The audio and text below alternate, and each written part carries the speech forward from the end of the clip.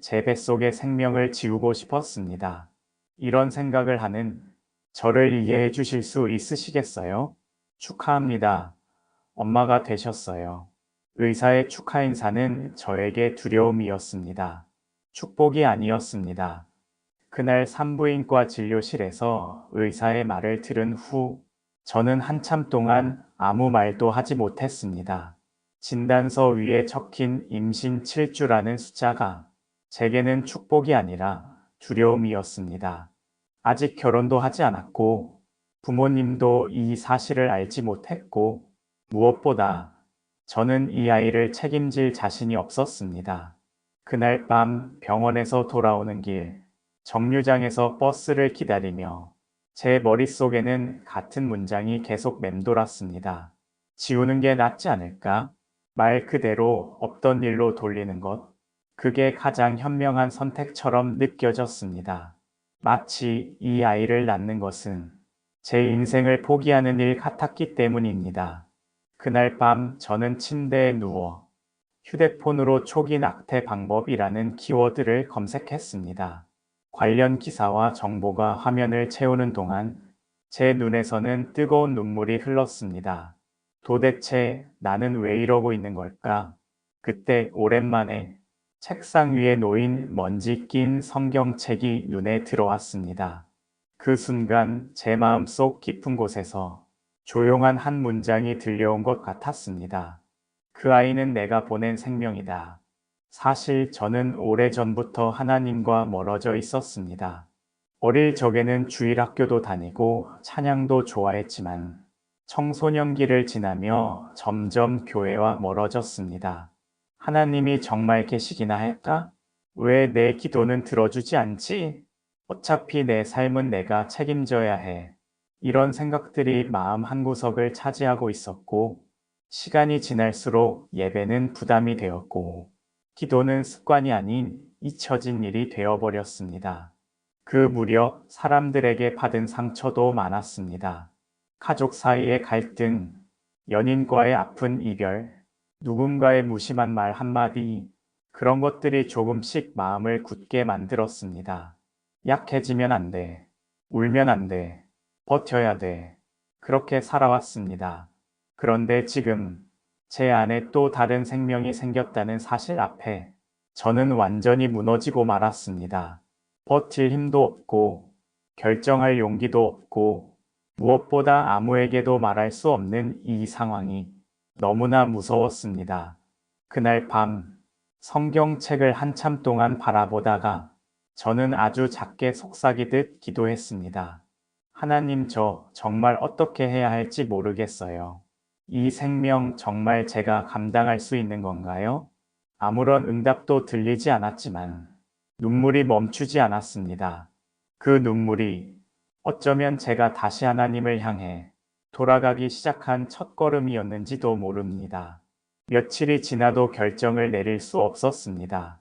병원에서는 7주가 지나면 수술이 어려워진다고 말했고, 인터넷 검색창은 매일같이 초기 낙태 후기, 병원 추천, 흉터 없이 지우는 법 같은 단어로 도배되어 있었습니다.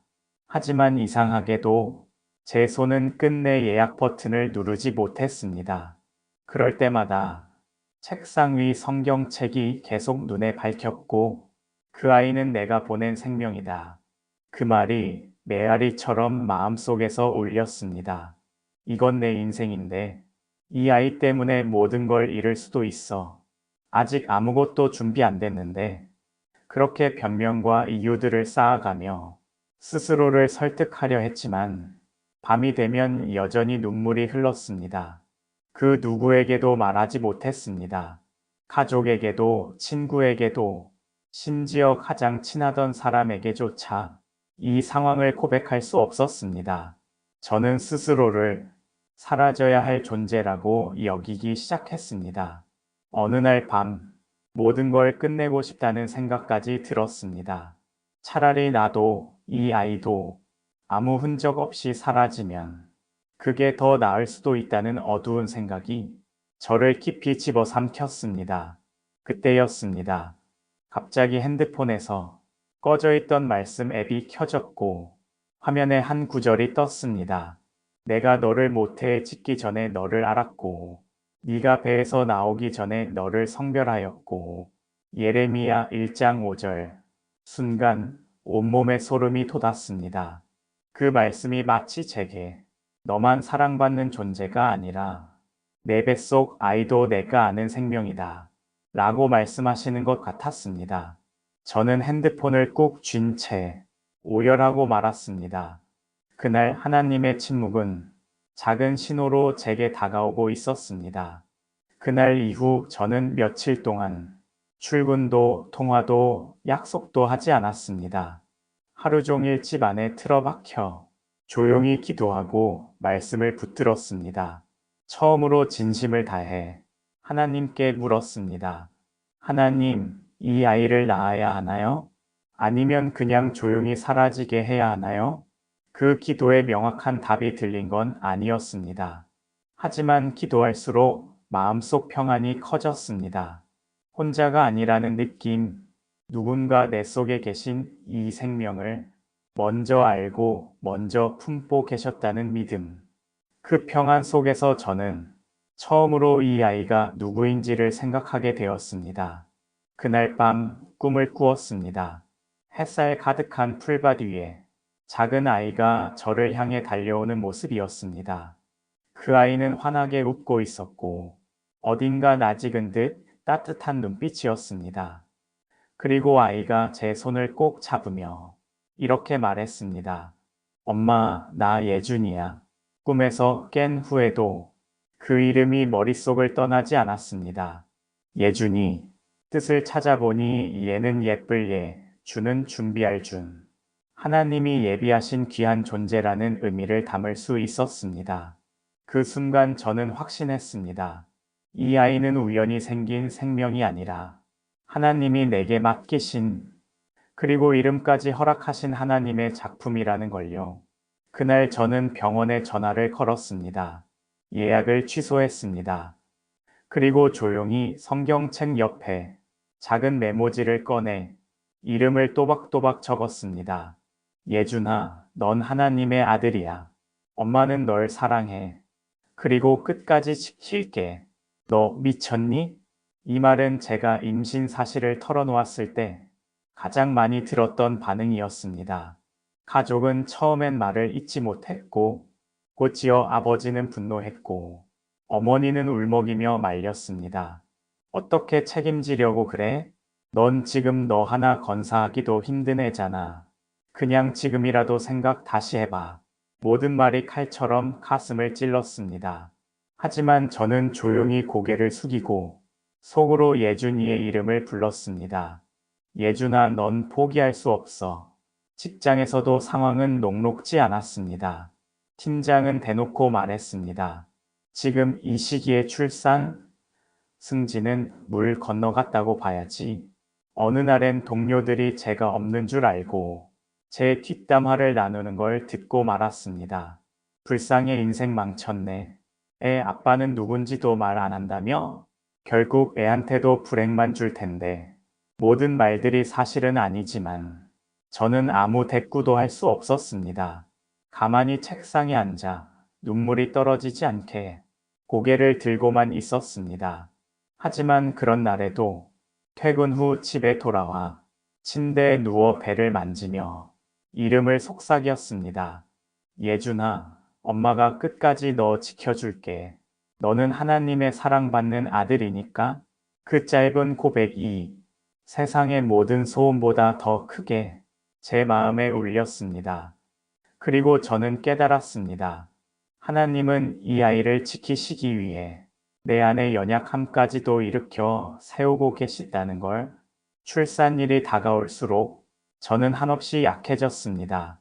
몸은 부었고 밤엔 다리에 쥐가 났고 감정은 하루에도 12번씩 무너졌습니다. 아무것도 먹지 못하는 날도 많았고 잠들었다가 악몽에 깨는 날도 있었습니다. 혹시라도 아이에게 문제가 생기면 어쩌지? 내가 이 생명을 지킬 자격이 있는 걸까? 하나님, 왜 이렇게 힘든 거죠? 기도하다 울고 울다 잠들고 다시 기도하다 또 울었습니다. 그때마다 제가 붙든 것은 단 하나 예준이라는 이름이었습니다. 그 이름 안에는 제가 낼 수 없었던 용기가 담겨 있었고 하나님이 주신 사명이 담겨 있었습니다. 그리고 출산 예정일보다 3주 빠르게 진통이 시작되었습니다. 새벽 2시 혼자였던 저는 차를 부르지도 못한 채 택시를 잡아 타고 병원으로 향했습니다. 산부인과에 도착했을 때 진통은 말 그대로 죽을 만큼 아팠습니다.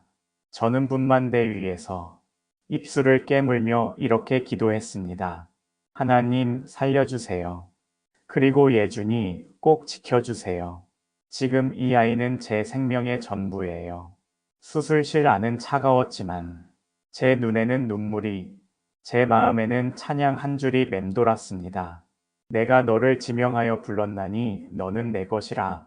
그 순간 예준이의 울음소리가 병원에 울려 퍼졌습니다.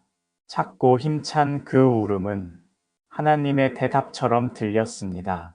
내가 이 생명을 지켰다. 예준이를 품에 안았을 때 저는 그 작은 숨결 안에서 하나님의 손길을 느꼈습니다. 하지만 현실은 아름답기만 하진 않았습니다. 산후 우울증은 생각보다 무서웠고 밤마다 깨는 예준이의 울음에 저도 함께 울 때가 많았습니다. 돈도 넉넉지 않았습니다. 분유값을 아끼기 위해 제가 먼저 굶고 기저귀 하나도 계산기 두드려가며 가장 싼 걸 고르곤 했습니다. 병원에 가야 할 때 교통비조차 부담될 정도로 삶은 팍팍했고 혼자라는 현실이 무겁게 다가왔습니다. 그런데 이상했습니다. 하루가 끝날 무렵 예준이의 얼굴을 보면 눈물이 고이면서도 감사한 마음이 밀려왔습니다. 하나님, 저 이 아이를 낳길 정말 잘했어요. 예준이는 제 인생의 기적이에요.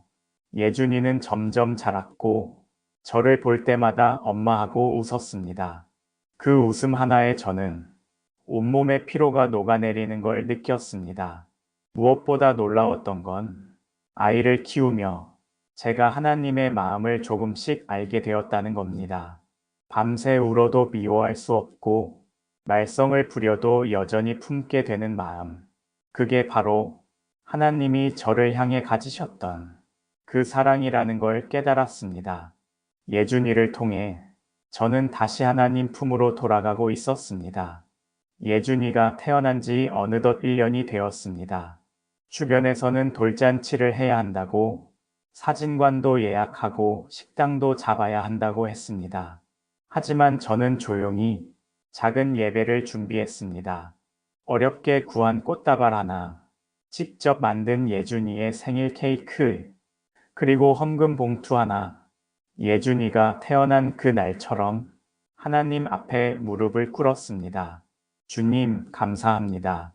이 생명을 지켜주시고 제가 포기하지 않도록 붙들어 주셔서 감사합니다. 예준이는 제 옆에서 옹알이를 했고 저는 성경책을 펴 예전에 메모해 두었던 예레미야 1장 5절을 다시 읽었습니다. 네가 배에서 나오기 전에 너를 성별하였고 그 말씀이 예준이에게 쓰인 말씀처럼 느껴졌습니다. 세상의 시선은 아직 차갑습니다. 편견은 여전하고 가끔은 아빠 없이 크는 애가 불쌍하지 않냐는 무례한 말도 들려옵니다. 하지만 저는 압니다. 예준이는 부족한 저보다도 더 큰 아버지, 하늘 아버지를 두고 있다는 것을요. 그리고 그분은 처음부터 예준이를 알고 계셨고 지금도 그 생명을 사랑으로 안고 계신다는 것을요. 그날 예배는 아주 짧았지만 제 인생의 어떤 잔치보다도 더 깊은 감사와 눈물이 있었던 시간이었습니다. 누군가는 묻습니다. 그때 왜 그렇게까지 했어? 그냥 포기하는 게 더 쉬웠을 텐데. 저는 그 질문에 한 문장으로 대답하곤 합니다. 그 아이는 하나님이 제게 주신 생명이었기 때문이에요. 그날 제가 낙태를 고민하던 그 밤, 예준이라는 이름이 제 마음에 떠오르지 않았다면 아마 저는 지금 이 아이도 저 자신도 이렇게 살아있지 못했을 겁니다. 제가 아이를 지킨 게 아니라 하나님께서 저와 아이를 끝까지 지켜주신 것이었습니다. 지금 이 영상을 보고 계신 분들 중에도 혹시 누군가 같은 고민 속에 계시지는 않나요? 말할 수 없는 상황, 감당할 수 없는 현실, 그리고 혼자 감당하는 생명의 무게. 하지만 저는 간증합니다. 하나님은 생명의 주인이시고 그 생명을 결코 외면하지 않으십니다. 저는 지금도 부족한 엄마고 가끔은 두려움 속에 삽니다. 하지만 매일 아침 예준이의 얼굴을 보면 다시 기도하게 됩니다. 하나님, 오늘도 이 생명을 지키게 해주셔서 감사합니다. 그리고 이 생명을 통해 하나님의 사랑을 배우게 해주셔서 감사합니다. 예준이는 이제 막 걸음을 뗐습니다. 작은 두 발로 흔들흔들 걷는 모습을 보며 저는 또 하나의 확신을 품습니다. 하나님은 이 아이를 통해 또 다른 누군가의 생명을 살리실 거라는 것, 이 간증이 누군가의 눈물을 닦아주고 어쩌면 한 생명을 지켜내는 씨앗이 되길 소망합니다. 그리고 당신이 지금 어떤 상황에 있든 잊지 마세요. 당신도 하나님이 지으신 생명입니다. 그분은 지금도 당신을 결코 포기하지 않으십니다. 오늘 간증이 은혜가 되셨다면 구독과 좋아요를 부탁드립니다. 이를 통해 하나님의 은혜가 더 많은 분들에게 전달될 수 있습니다. 또한 이 간증의 링크와 여러분의 이야기를 주변 분들과 나누어 보세요. 더 큰 은혜가 있을 것입니다. 오늘도 은혜의 하루 되세요. 지금까지 간증 많은 물소리였습니다. 감사합니다.